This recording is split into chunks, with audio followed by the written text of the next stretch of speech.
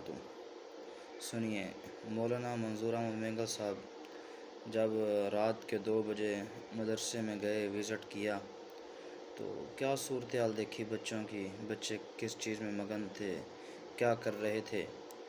تو بچوں کو دیکھ کر مولانا صاحب بھی حیران رہ گئے کہ یہ بچے اور یہ کام۔ تو ایک بار سنیے، آپ کو پتہ چلے گا، آخر تک ویڈیو سنیں گے تو فائدہ ہوگا، انشاءاللہ سبق حاصل ہوگا اس سے۔ اب ان ظالموں نے 11:30 بجے دال کھائی اور پھر خدا کا شکر ادا کیا۔ کچھ طلبہ نے کہا نہیں، احتجاج کرو اور الحمدللہ الذی اطعمنا وسقانا نہ پڑھا کرو، اس لیے کہ فرشتے اوپر سے کہیں گے کہ یہ اسی پر خوش ہے، چلو اسی پہ انکوٹر کھاؤ۔ فرشتے کہیں گے یہ اسی پر خوش ہے، اسی پہ انکوٹر کھاؤ، احتجاج کرو، کوئی ساتھی دعا نہ پڑھے آج کے بعد۔ اب اس کے بعد ہو گیا 12 بجے کے بعد، یہ 1 گھنٹہ پون گھنٹہ انہوں نے آرام کیا۔ 1:15 بجے اور 1 بجے اذان ہو گئی، اور اذان ہو گئی، جا کر کو جگہ پھر جھومنا شروع، نماز پڑھ کر کے عصر تک۔ عصر کے بعد تھوڑا سا ریسٹ کرتے ہیں، فٹ بال کھیلتے ہیں، دوڑ لگاتے ہیں، مغرب سے لے کر کے پھر عشاء تک۔ عشاء کو وہی دال شریف یا خدا پاک کوئی سبزی دے دے، لیکن اگر کوئی گوشت ہو تو ایک بہت بڑا تھال ہے، اس تھال کے اندر الحمدللہ 12 آدمی 13 آدمی اس میں کھانا کھا رہے ہیں۔ کبھی شرید بھی بناتے، شرید بنانے کے لیے ان کو نہیں چھوڑتے، اور اس میں کبھی گوشت اگر پکا، ایک گوشت ہے، صرف دور دور سے اس کو دیکھ کر کے سارے ساتھی اپنے آنکھوں کو ٹھنڈی کر لیتے ہیں۔ 12 آدمی ایک گوشت ان کے، اب آپ بتاؤ 2000 آدمی کے لیے ایک گائے پکے تو ان کو کیا آئے گا؟ 3000 آدمی، ان کو آخر گوشت کیا؟ فرض کر لو تکڑی قسم کی گائے اور تکڑا قسم کا بیل اگر وہ پکے، آخر ان کو ملے گا کیا؟ اس لیے کہ اس میں سے کچھ تو محتمم صاحب خود کھاتا ہے، محتمم صاحب اور اساتذہ حضرات، اور پھر یہ کہ وہ بورچی بھی وہاں 10-12 بورچی ہوتے ہیں، تو وہ بھی ماشاءاللہ وہ چکا ایک بوٹی اٹھایا کہ ابھی تک صحیح نہیں پکایا،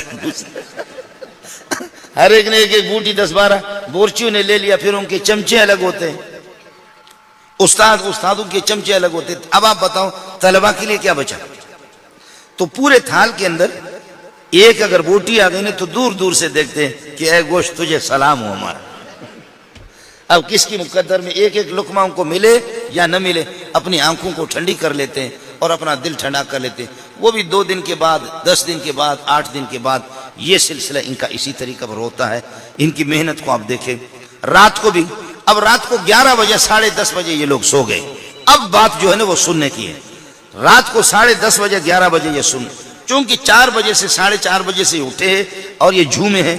ان کے سامنے ٹیلی ویژن نہیں، VCR نہیں، ننگی تصویریں نہیں، اخبارات نہیں، ریڈیو نہیں، کچھ بھی نہیں۔ یہ یہی جھومتے جھومتے انہوں نے سلیمانی چائے پی لی، پھر جھومنا شروع کیا۔ دال شریف 11:30 بجے 12 بجے، پھر آدھا گھنٹہ انہوں نے 1.25 گھنٹہ آرام کیا، پھر نماز پڑھی، پھر جھومنا شروع کیا۔ عصر سے مغرب تک فٹ بال کھیلتے رہے، مغرب سے عشاء تک پھر قرآن پڑھتے رہے، عشاء کے بعد پھر رات کو 11 بجے تک پھر قرآن پڑھتے رہے۔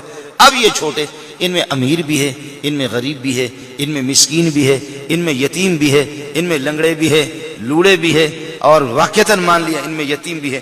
لیکن قسم کھا کے کہتا ہوں مدرسوں میں ایسے بھی ہے، ایسے طلبہ ہے جو تمہارے اس مفلوج پاکستان کو خرید بھی سکتے۔ یہ مان لیا امیر و غریب یتیم ہے، لیکن ایسے مالداروں کی اولاد بھی ہے، وہ بعد میں آپ سے عرض کروں گا کہ وہ کیوں۔ اب 11:30 بجے کے بعد یا 11 بجے جیسے سو گئے، مولانا حبیب الرحمان پتہ نہیں اس کی گواہی دے یا نہ دے، مفتی صاحب کا تجربہ پتہ نہیں ہے یا نہیں ہے، لیکن میں نے بخدا خود اپنے کانوں سے سنا ہے، اپنے آنکھوں سے دیکھا ہے۔ طالب علم سو گیا، بیکار سا ایک تکیہ ہے اس کے سر کے نیچے، اپنے چپلوں کو کسی پلاسٹک میں اپنے قریب رکھا ہے۔ صبح اٹھوں، مجھے 4:30 بجے اٹھائیں گے، کہاں تلاش کروں گا؟ شریر طالب علم کوئی کبھی اٹھ کر کے ایک کے چپل اٹھا کر کے لے جاتے ہیں، کہیں پھینک دیتے ہیں، تو کسی پلاسٹک میں یا کہیں اپنے چپل رکھا، کہیں اپنے تکیہ کے پاس بیکار سا تکیہ ہے، لحاف اپنے اوپر ڈالا۔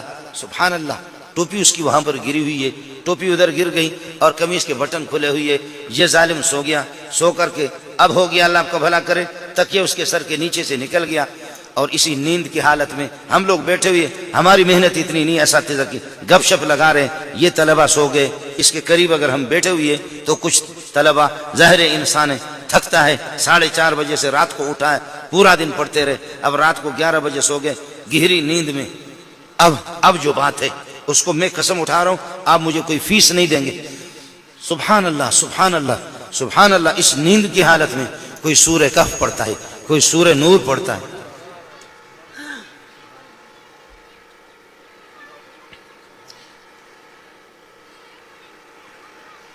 کوئی سورہ کہف پڑھتا ہے, کوئی سورہ نور پڑھتا ہے, کوئی سورۃ الشعراء پڑھتا ہے, کوئی سورۃ الملک پڑھتا ہے, کوئی آدھا پارہ پڑھتا ہے, کوئی پاو پڑھتا ہے. جی ہاں, انہوں نے ریڈیو اور وہ ننگی تصویریں, بہیا تصویریں بھی انہوں نے نہیں دیکھی. یہ چاہیں نہ چاہیں, تو مان نہ مان میں تیرا مہمان, یہ چاہیں نہ چاہیں, لیکن قاری حسن نے ان کا دائرہ تنگ کیا ہے. یہ ریڈیو ٹیلی ویژن دیکھ بھی نہیں سکتے, سن بھی نہیں سکتے. یہ رب کا انتخاب ہے, رب کا انتخاب ہے.